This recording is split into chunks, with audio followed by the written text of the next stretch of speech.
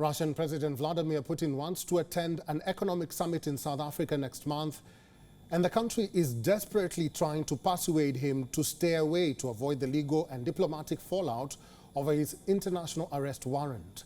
As a signatory to the treaty establishing the International Criminal Court, South Africa is obliged to arrest Putin on an indictment the court issued against the Russian leader in March for war crimes involving the abduction of children from Ukraine. So, to arrest or not to arrest Putin is a question we are asking. And joining us for this discussion is Dr. Sergey Markov. He's a former spokesperson for President Putin, former member of Russian Parliament, and director of the Institute of Political Studies and Russian political scientist. Dr. Sergey, welcome to the program. Yes. Hello. Now, the Kremlin has reacted to South Africa Deputy President's statement that to avoid a clash, Russia should send their foreign minister to the BRICS. But Putin says he will attend in person.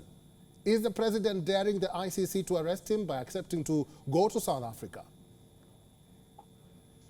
Frankly speaking, I think this situation after interview of Vice President of South Africa Republic should be made more clear, because according to my information, situation is quite different, and this it's not so much Vladimir Putin want to come to South Africa, and South Africa authorities don't want to see him, but on contrary.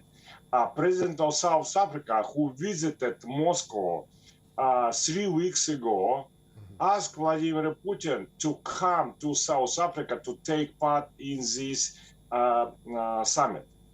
But Vladimir Putin not sure that he wants to come.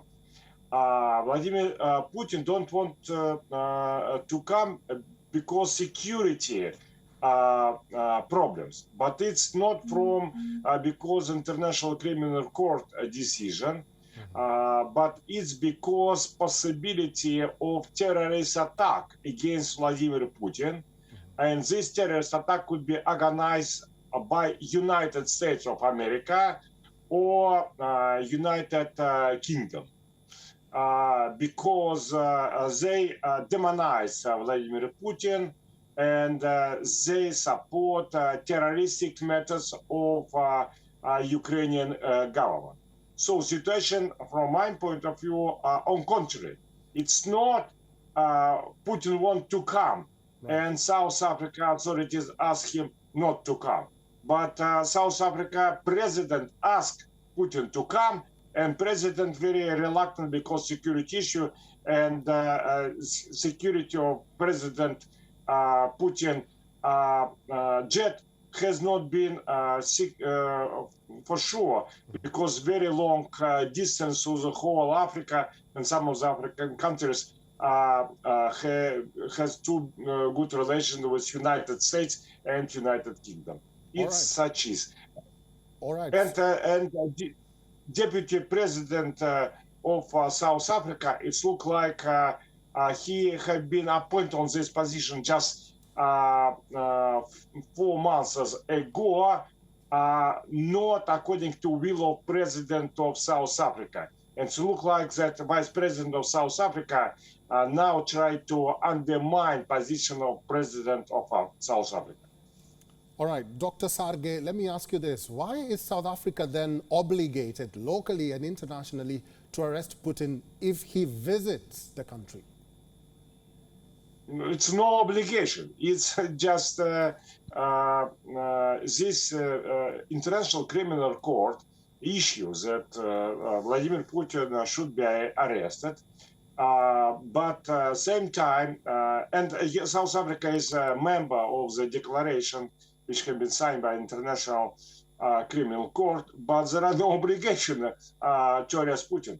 It's very easily could be resolved on the diplomatic level. That's why I think that Vice President of South Africa is lying, and he is against President of South Africa.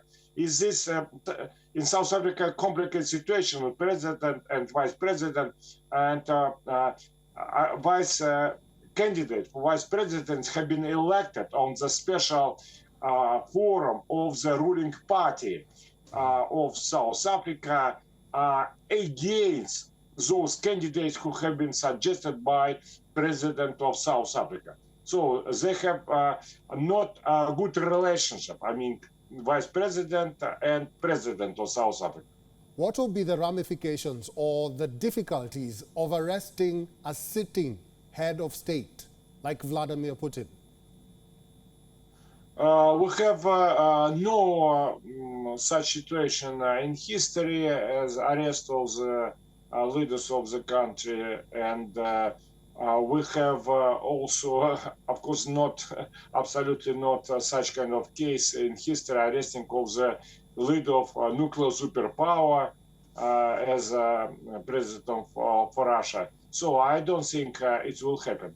Also, we should take in account that this special appeal for arresting of Vladimir Putin by International Criminal Court have been organized by United States of America and Great Britain Intelligence Service with coordination with pedophilia lobby.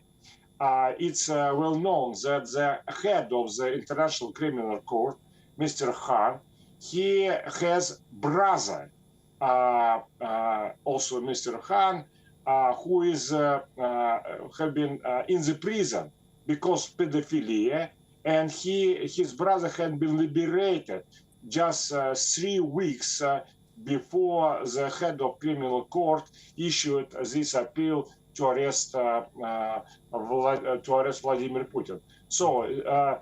And the problem is for pedophilia lobby that Vladimir Putin not, organized stealing of children of Ukraine, but Vladimir Putin organized saving of the children from this battlefield area and sending them to special sanatorium on the sea coast to improve their relationship with their parents.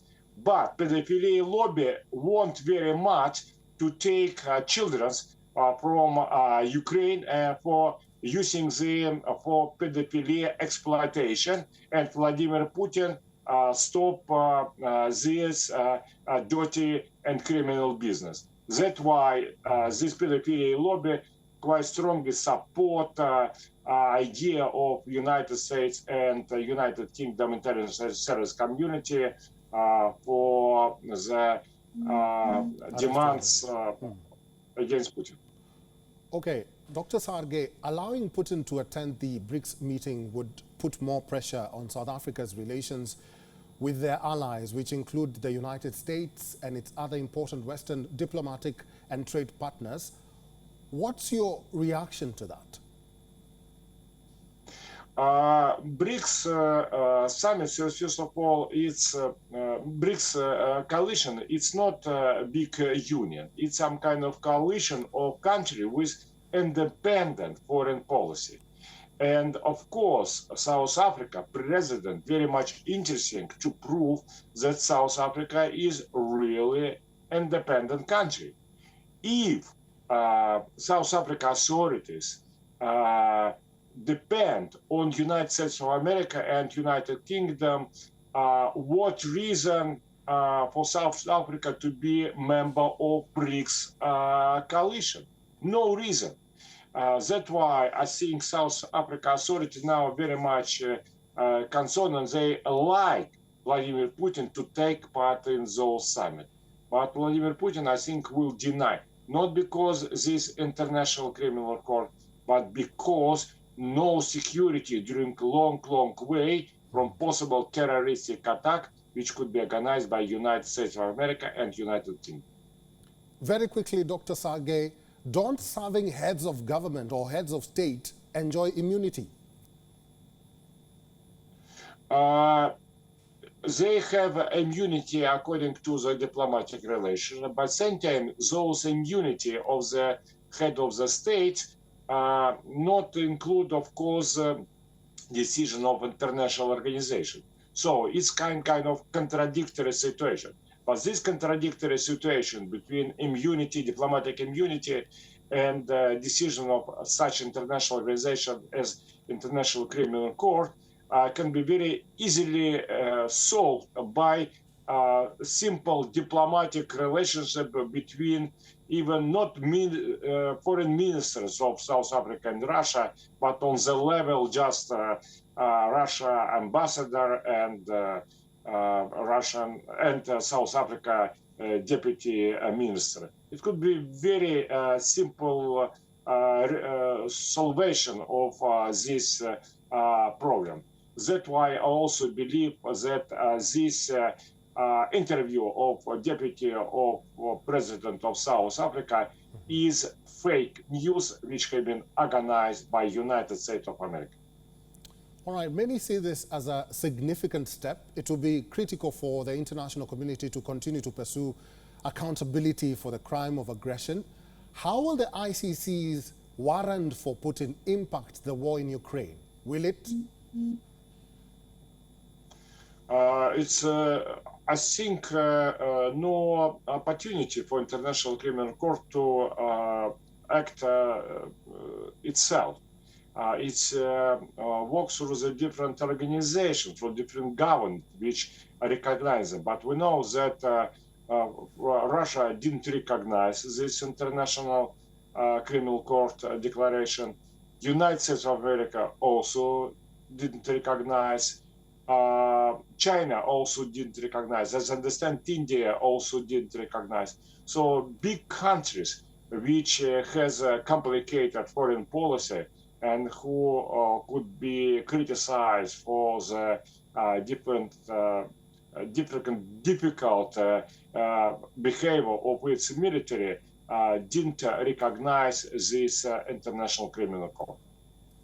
Finally, Dr. Sergey, and I want your brief response to this one. It's now 500 days into the Russia-Ukraine war. How would you gauge the progress so far? I think we have very small progress because Russia have to fight not against Ukraine, but Russia has to fight against aggression of the United States of America, United Kingdom, and another NATO country which use Ukrainian army as proxy army. Ukrainian government, from our point of view, does not exist as independent government. It's a neo-colony regime headed by United States of America and United Kingdom. As you understand, NATO is the biggest military coalition in the world, and to fight against them quite difficult. All right. I've been talking to Dr. Sergey Markov. He's a former spokesperson for President Putin. He's also a former member of Russian parliament and director of the Institute of Political Studies, and also a Russian political scientist. Dr. Sergey, thank you very much for talking to WION World is One today. Thank you. Thank you.